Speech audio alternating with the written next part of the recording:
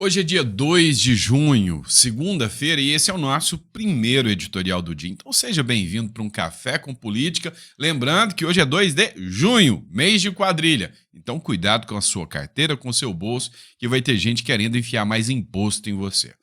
Pois é, pessoal, vamos entender tudo que está acontecendo. O Brasil tá louco, o mundo tá louco.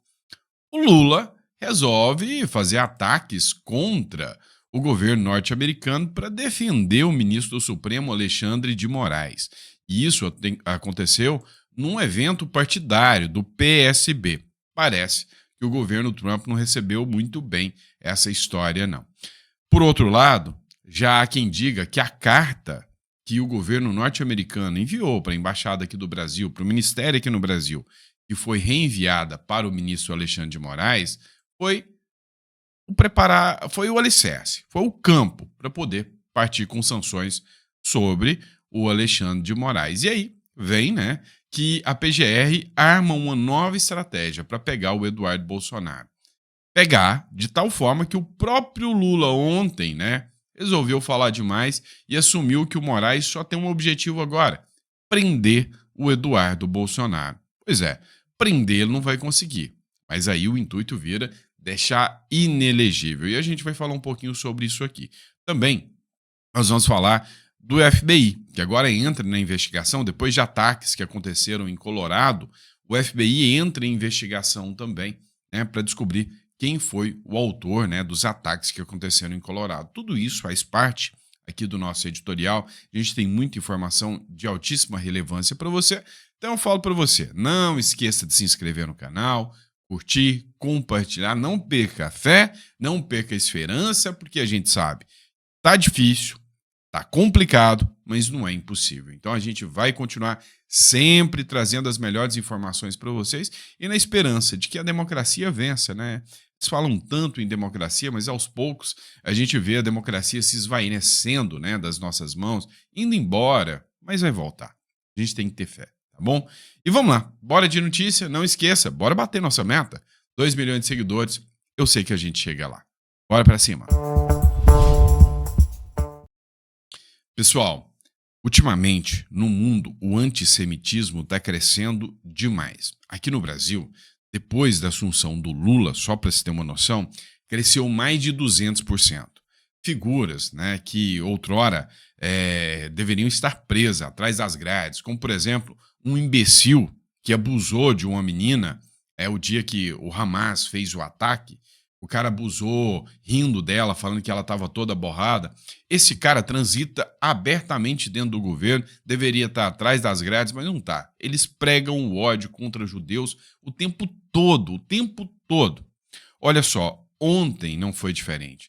Depois de um ataque gravíssimo, onde um simpatizante palestino e ao grupo Hamas matou dois embaixadores de Israel nos Estados Unidos, um casal jovem, estava noivo.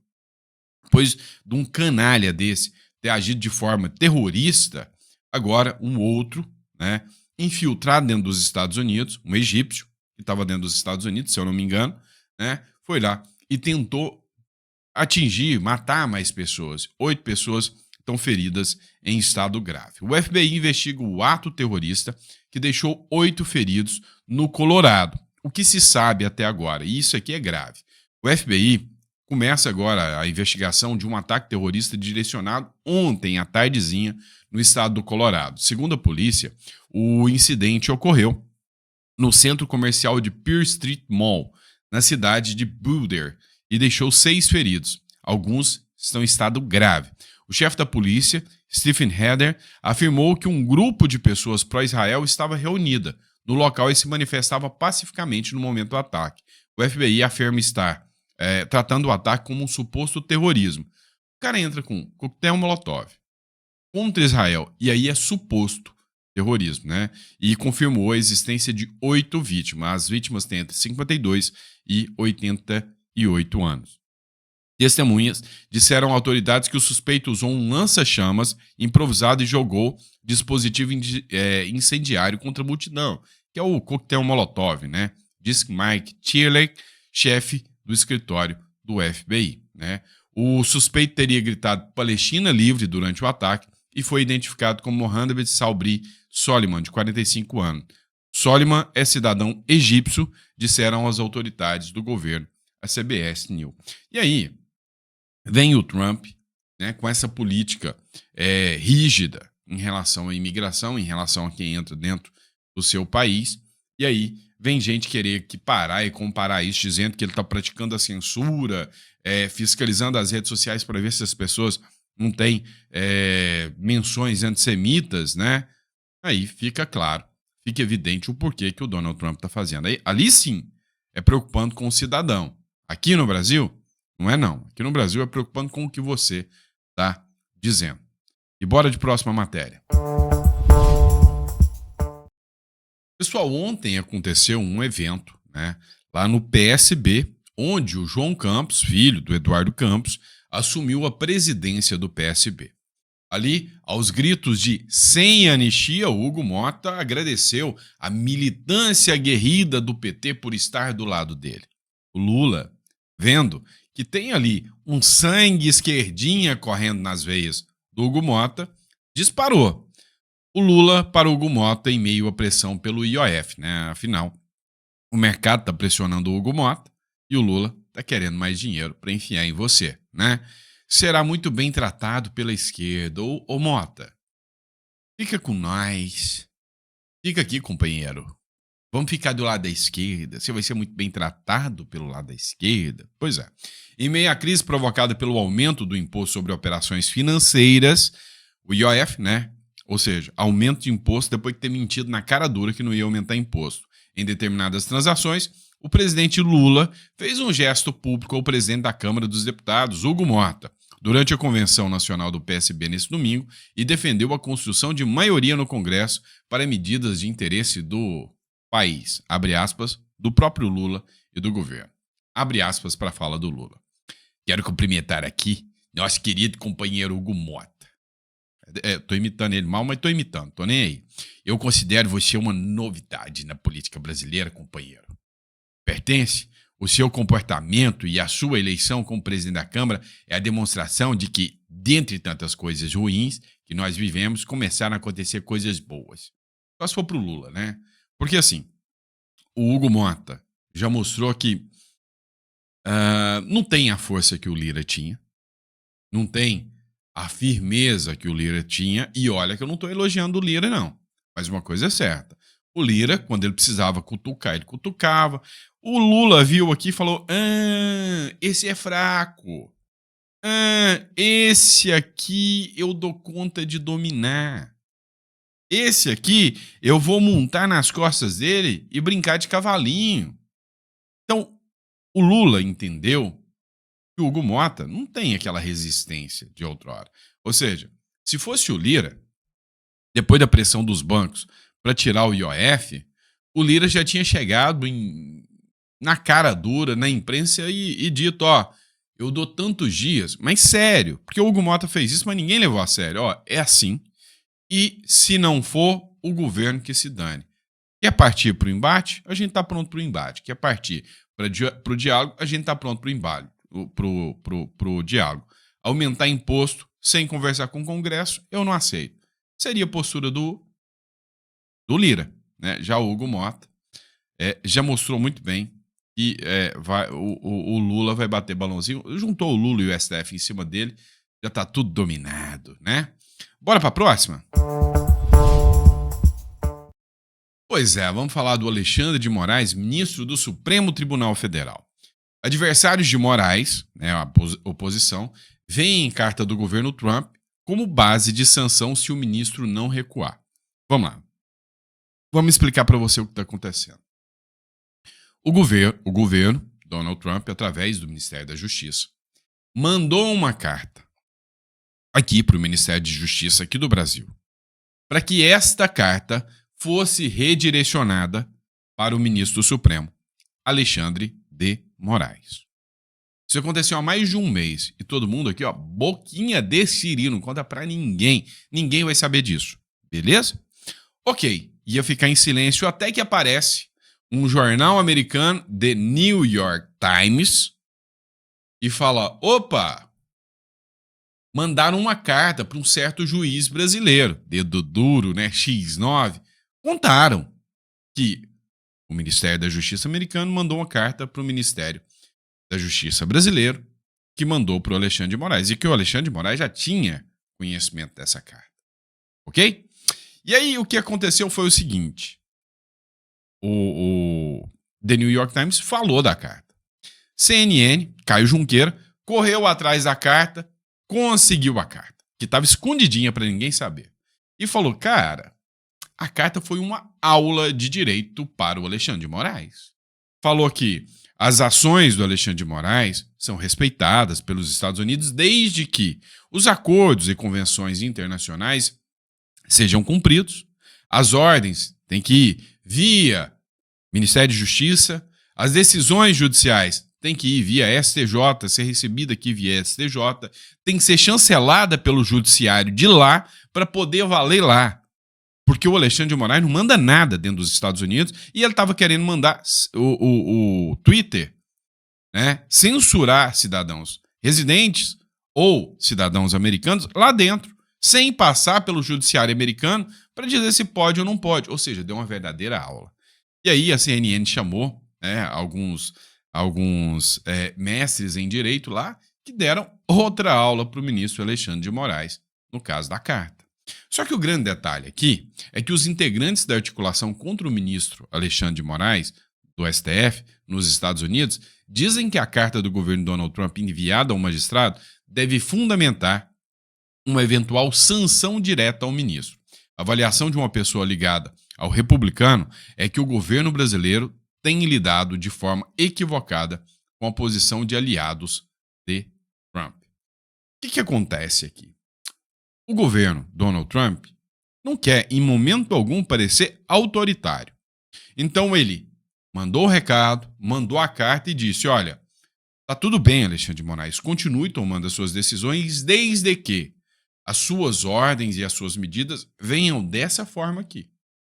Qualquer medida que você tomar novamente contra uma empresa americana e não vier dessa forma, nós vamos entender como um ataque à soberania americana. E aí, as sanções vão chegar a galope. E não só contra você, contra todo mundo que chancela essa pauta aí. Então, a carta na manga do governo Trump é literalmente a carta enviada pelo Ministério da Justiça. Só que o Lula está sentindo pressão. Primeiro, o Lula ameaçou pular fora do barco, falou, não, nós não vamos dar resposta. Quem falou em retaliação contra o governo Lula, eu não vou fazer isso não. Até que vem o Lula, o imparável, o incontrolável Lula, que fala até pelos cotovelos, né, reagiu e defendeu o Alexandre de Moraes após a ameaça de sanção. Mas não reagiu de qualquer jeito, não. Reagiu chamando os americanos de assassinos, de gente que faz guerra, e disse umas coisinhas que a gente já acreditava, já sabia que aconteceria. Que o Alexandre de Moraes não quer nada, só quer prender um cidadãozinho aqui no Brasil, tal do Eduardo Bolsonaro. Lula sai em defesa de Alexandre de Moraes contra sanções e diz que os Estados Unidos fazem guerra e matam gente. Lula, continua falando. Você vai ver o que vai acontecer depois, né? O presidente Luiz Inácio Lula da Silva criticou nesse domingo a possibilidade do governo dos Estados Unidos impor sanções ao ministro do Supremo, Alexandre de Moraes, em mais um episódio que demonstra a postura do governo brasileiro diante das pressões norte-americanas. Rapaz, o Lula tá cutucando a onça com a vara curta, né? E aí, a gente sabe muito bem qual é o intuito, tá? Olha só, por exemplo, o Caio Junqueira, ele deixou muito claro, a Procuradoria-Geral da República, que é o Paulo Gonet, que está na mira de ser sancionado pelos Estados Unidos também, abriu caminho para incluir o Eduardo Bolsonaro agora onde? Na trama golpista, olha só. O que é essa história de trama golpista aí, né? Por quê? Até agora, né, essa tal trama golpista está acontecendo, e essa trama golpista que está rolando por aí, né, que eles dizem que existe, é o golpe da Bajara. O Eduardo Bolsonaro nunca esteve lá. Nunca esteve.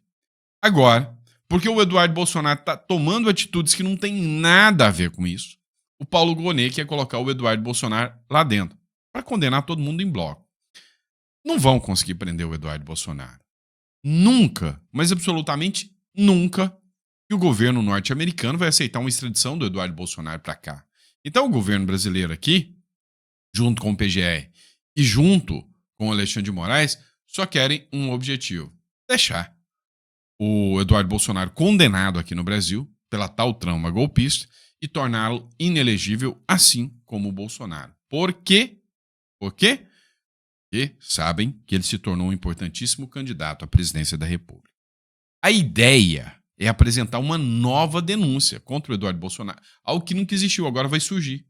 Interlocutores do Procurador-Geral da República, Paulo Gonet, relataram à CNN que a forma como foi instaurada a investigação contra o Eduardo Bolsonaro, né, pode abrir caminho para que ele seja inserido no contexto da trama golpista. Para quê?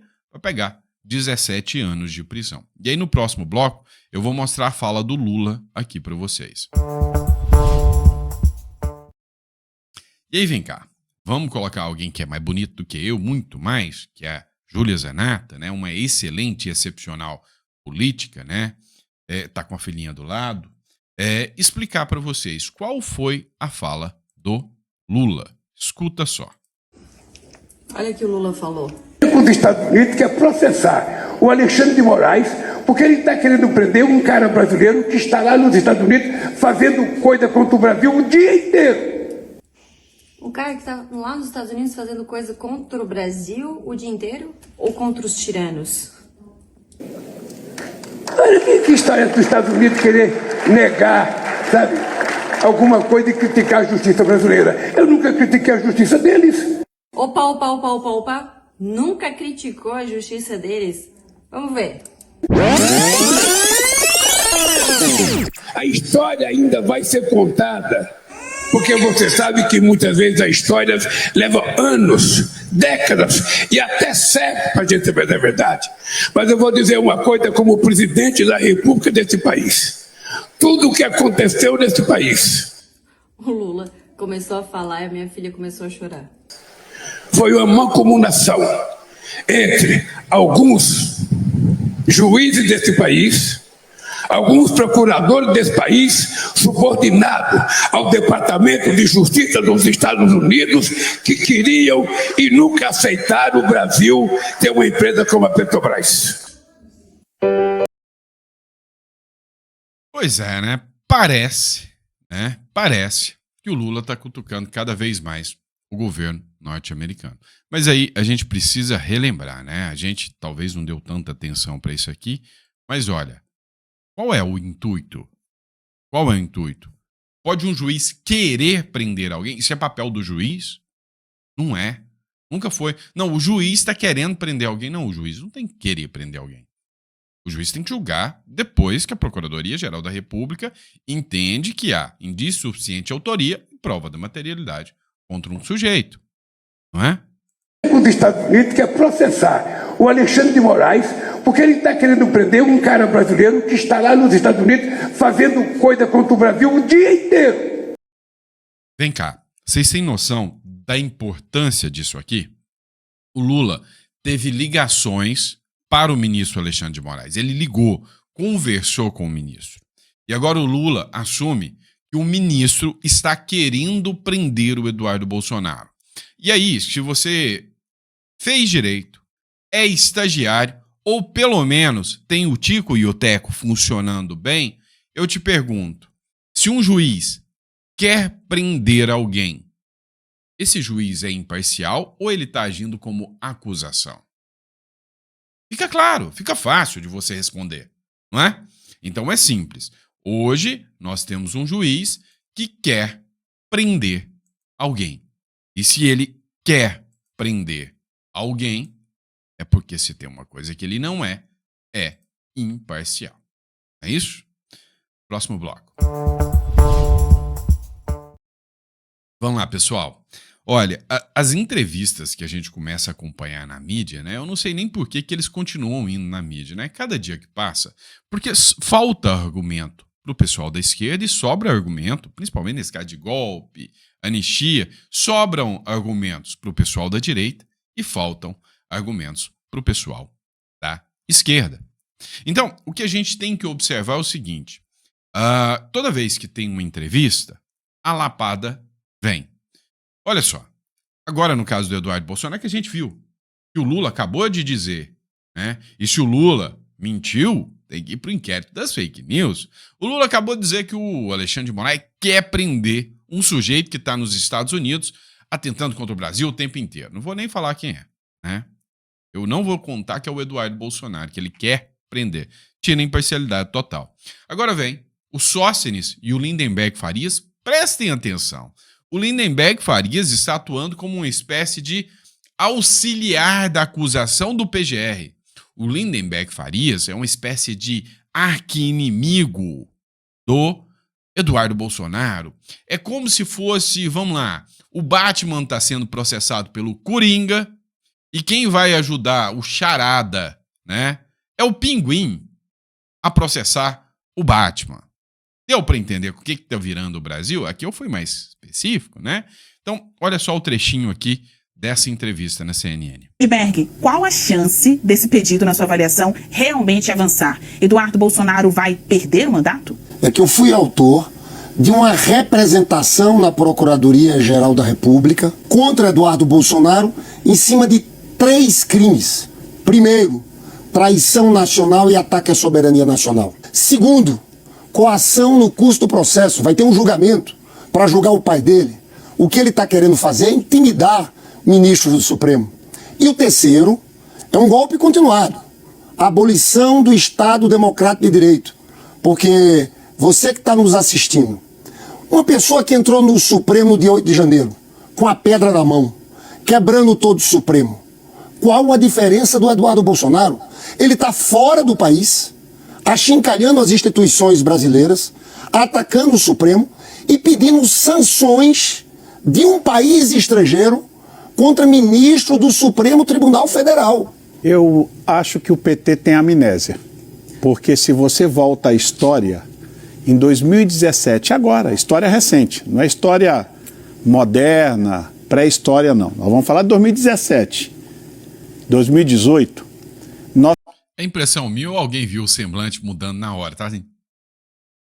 nós temos na Tipo assim, putz, me pegou, vem falar disso. internet recheada de vídeos de parlamentares do PT, vários deles, rodando mais de 30 países do mundo para denunciar o judiciário brasileiro que naquela época, segundo os petistas, estavam perseguindo o presidente Lula, que estava na cadeia, estavam usando do aparato judicial brasileiro, do Estado judiciário brasileiro, para perseguir a esquerda. Isso faz pouco tempo, 2017, 2018. Naquela época, nenhum oponente ideológico, partidário do PT, nem representou no Conselho de Ética, nem foi à Procuradoria da República, porque nós entendemos que a política se resolve na política. Mas, lamentavelmente, o PT, a esquerda, quando perde no campo político e bate o desespero, que é o que está batendo aparentemente agora, é mais fácil judicializar a política. Ora, é legítimo o direito do deputado Eduardo Bolsonaro, licenciado, sem receber salário, está articulando, trabalhando, defendendo o que ele interessa neste momento, em especial porque é uma perseguição contra o seu pai, Jair Bolsonaro. E lógico, ele está fazendo essas interlocuções.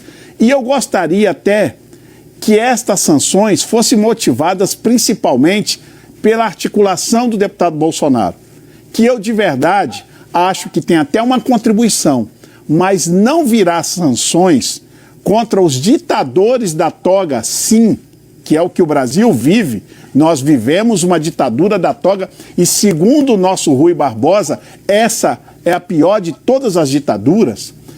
Nós jamais acreditamos que somente essa ação isolada do Eduardo é que vai levar essa decisão. É o conjunto da obra. Essa ditadura da toga feriu o interesse de gente muito poderosa no outro governo e é por isso que as sanções virão por aí. É aquele negócio, né? Quem fala o que quer, ouve o que não quer. Vamos lá, pessoal. E aí, o grande ponto, né, que nós temos que discutir aqui Qual é a percepção, né, do brasileiro médio?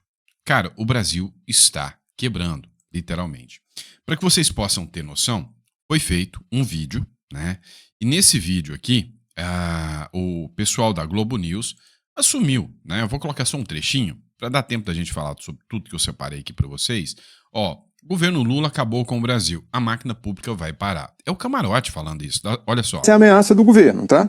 Isso é uma ameaça do governo, claramente. Vamos chegar a um colapso total. Porque esse colapso só estava sendo previsto, Natuza, para 2027. Isso mostra, de fato, que o governo foi caminhando de uma forma errada. Não foi controlando o gasto. Ou seja, a arrecadação que não se confirmava e que não ia se confirmar. O governo não está, de fato, não mexeu no estrutural. É importante dizer que esse arcabouço fiscal, ele deixa o crescimento da despesa, inclusive, maior do que a arrecadação. Então, ele é... Agora eu te pergunto, né? Vamos pegar o gancho aqui da fala aqui do Camarote aqui. Existe um atentado maior do que a democracia, do que você destruir as finanças de um país? Acho que não, né? E aí, qual é a percepção que o brasileiro médio tem em relação, né, ao momento que a gente vive? O que é a maior preocupação do brasileiro? E aí eu tenho até um tempero a mais, a questão da corrupção.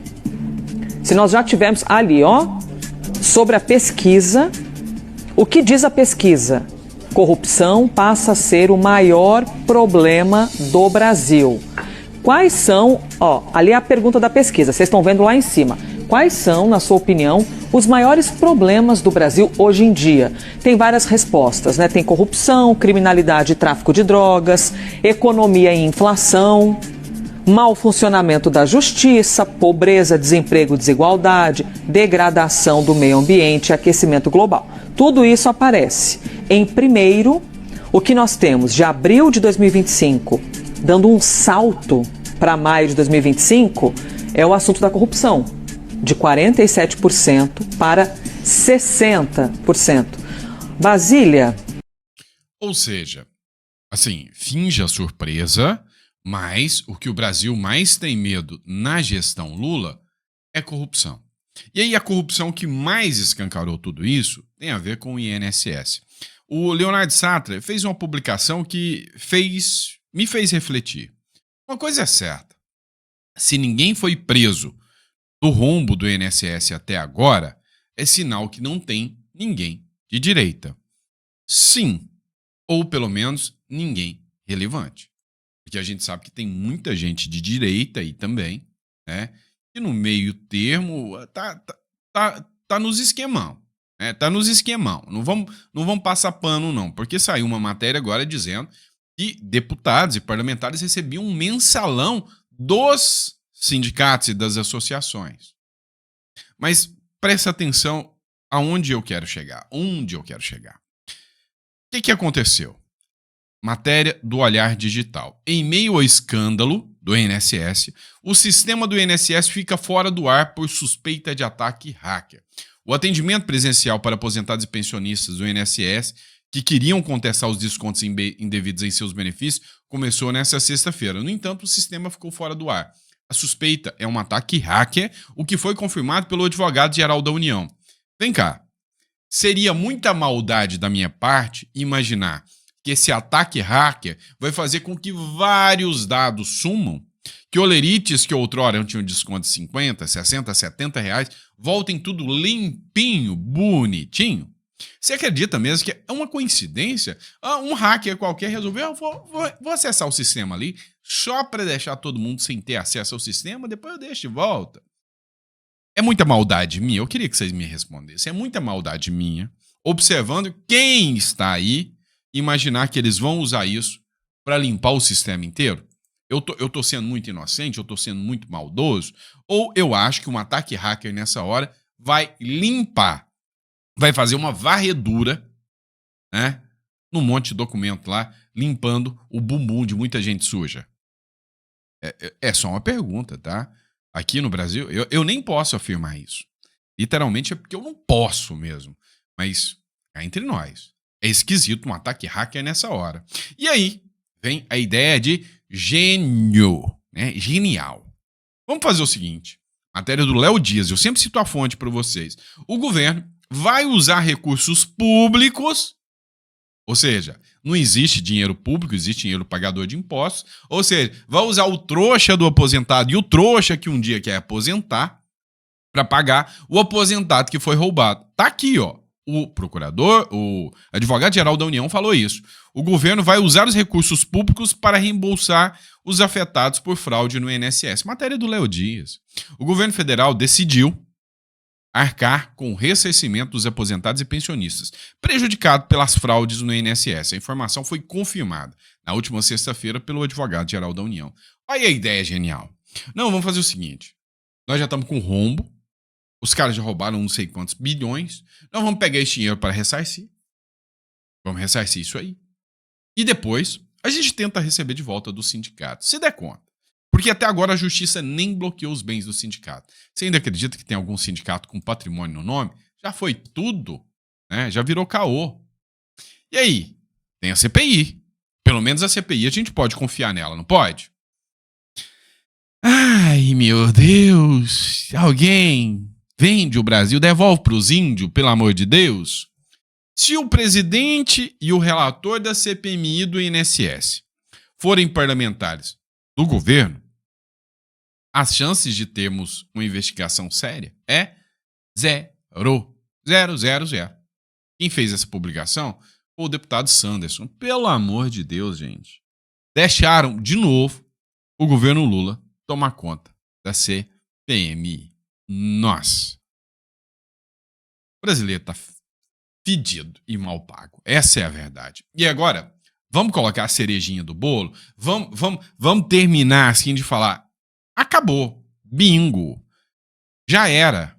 Eu disse para vocês no outro editorial que tem gente grande, poderosa. Tem muito mais do que você imagina envolvido nisso aí. E eles vão ter que segurar a bronca, de um jeito ou de outro, porque senão gente grande vai cair. Bingo. A Polícia Federal ligou deputados e senadores a desvios do INSS e envia a investigação, ora, quem diria, ao Supremo Tribunal Federal. Que coisa maravilhosa, não é? Para pensar comigo, pensa como o aqui, né? É o seguinte, tem gente grande, tem gente poderosa, foro privilegiado, tem deputado, senador envolvido, manda para o STF. Segura ali, quem vai peitar o STF? Se o STF segurar isso aí.